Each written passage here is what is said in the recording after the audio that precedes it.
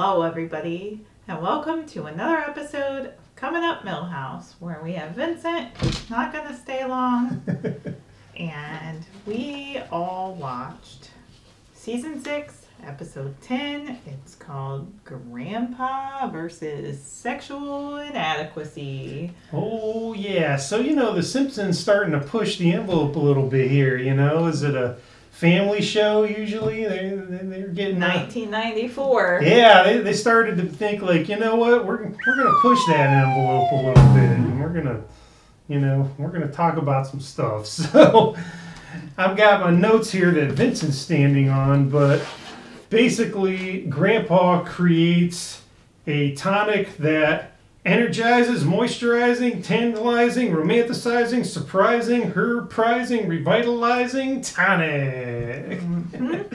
And then Grandpa and Homer go on the road to sell it to make some money.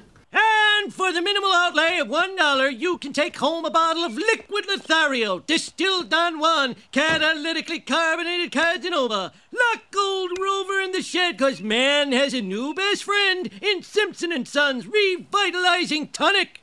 But along the way, we learn some things about Homer's past and Grandpa raising him and, that sort of thing. So that's really the crux of the episode, is their bonding moment toward the end. Then they have a side segment going on that Bart is convinced that he saw a UFO outside of the house at the beginning of the episode, and he gets a book about UFOs, and he has all of the kids in town convinced that aliens are invading Springfield and UFOs are real. That's why the adults are nowhere to be found, because aliens. They're acting a little peculiar in this episode.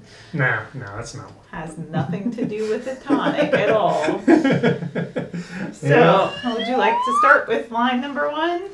Line number 1. All right, I got it right here. So it's a line from Grandpa, and it's, "Legend has it, my grandpappy stumbled across this recipe when he was looking for a cheap substitute for holy water." I also wrote you that had one that down, line? but I had backup lines. No, it's a good one. It's so good. It's absolutely. He's mixing all this various stuff in the sink that he had in his medicine cabinet at the home. Yeah, I guess, why not have. He's had that recipe around for a while, so. And he had to keep the ingredients close. I'll go with my line number 1 is, "Hello, Americans. Paul Harvey here. Did you know every American is at heart an erotic American?" A book on tape they got. They got a book on tape. They went to a bookstore and Marge suggested to spice things up a little bit with a book. And she didn't want anything too scandalous.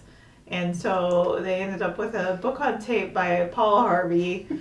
And some of you have no idea who Paul Harvey is. Look him up or Google him. He's got a specific voice to him and used to be on the radio a lot. And so it's funny to me that he would have a book has like a book that on tape about this subject. So that was my line number 1. What about your line number 2? Oh, let's see. What do I got here? So it's going to the Bart and the kids trying to figure out what the adults were doing, and Lisa is trying to rationalize all this. She doesn't think it's aliens. Bart's like, "Well, what do you think it is?" And she says, "I don't know. Maybe they're reverse vampires and they have to be back before dark." And then all the kids freak out. "Oh, no, reverse vampires." Oh, poor Lisa is surrounded by lesser intellects, yes. Let's put it that way. Line number 2 for me, I'm going to go with, "What's so unappealing about your elderly father talking about sex?" That was Grandpa. Yep. That's what I went with. You went there. Good one. Let's kick things off to scenes. Okay, so what's your favorite scene? My favorite scene is that Homer and Marge are listening to the Paul Harvey audiobook, and Paul Harvey suggests that they go on an inexpensive romantic getaway.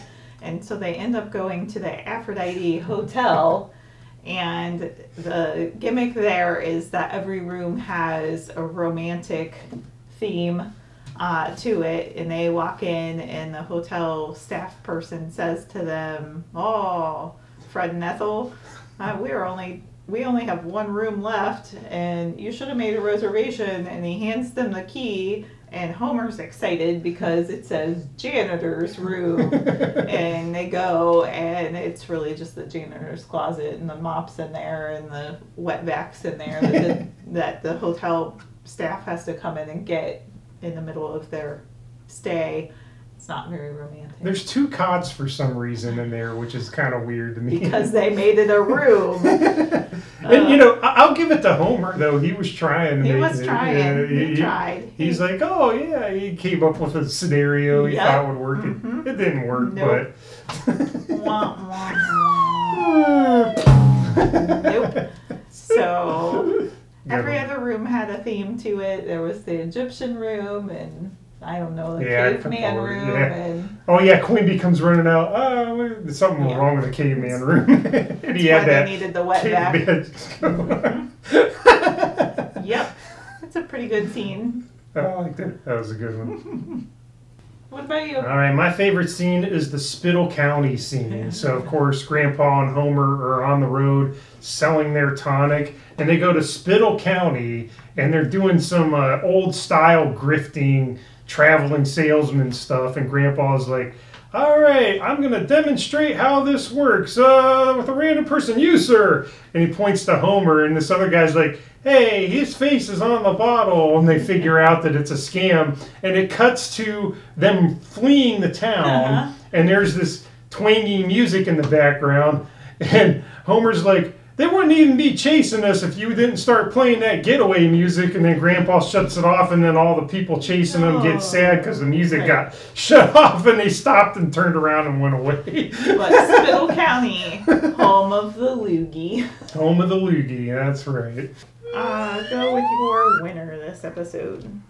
My winner, let's see, I had a couple down there, but I'm going to go with Al Gore. Because when they were buying that Paul Harvey on tape book, Lisa buys a copy of Al Gore's book. And then Bart's like, there's UFOs. He buys a UFO book, and there's a conspiracy out there.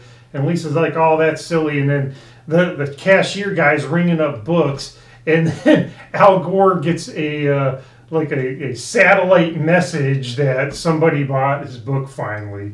And he was so happy that he had to play Let the Good Times Roll or something on his... They'd celebrate. Yeah, celebrate on his vinyl records. Yep. He had it queued up just for that moment. Yeah, he was very happy that somebody finally bought his book. So he seemed all right with First copy. I went with the comic book guy. And because in the movie theater scene, the comic book guy is sitting by a girl like they're on a date at the movies. Wow. So I went with the comic book guy. Look for it. Look for it. It's very hidden kind of clue.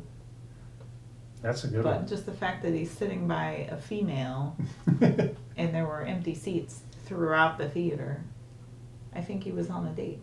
Wow. Good on you, comic book guy. All right. Good one. That was a good catch. I think I even might have missed that part. I'll have to look for that. Now, what about your loser? The Flanders is. So, after Homer gets his tonic and everything's cool, the next morning, like, he's looking for his pants, and he's like, Marge, where are my pants? And she's like, you flung them out the window in a fit of passion. And then the Flanders are at their tree next to their house, and Homer's pants are in it. And Ned's trying to get the pants down, and Maud's flipping out, and Rod and Todd are upset. And Ned's like, I'm trying to get them down. I know. Get the garbage bag ready. Yeah. They weren't happy about them pants in the tree, so... I figured Ned was my loser this one. Good point. I went with the cows. The cows are my losers in this episode. Again, obscure mention for the episode. But the cows that lived at the Moose Farm when Homer was a little boy they started only producing sour milk, and Abe didn't know why they only produced sour milk. And then Homer had a flashback scene to when he was a kid, and he scared those cows something fierce, and so that might be why. Yep. So there you have it. Some silly, obscure answers from me this episode, and that was Season 6, Episode 10, Grandpa versus Sexual Inadequacy. And you can watch that on some streaming services, any of your choice, or on DVD if you happen to have a DVD. And feel free to give us a thumbs up, thumbs down, subscribe over here, share your comments. We'd love to hear your favorite scenes, your favorite lines, and your winners and losers in the comments below. And until next time, Jiminy Jillikers!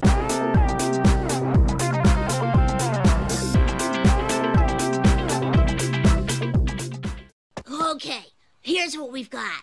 The Rand Corporation, in conjunction with the Saucer People, thank you, under the supervision of the Reverse Vampires, are forcing our parents to go to bed early in a fiendish plot to eliminate the meal of dinner. We're through the looking glass here, people.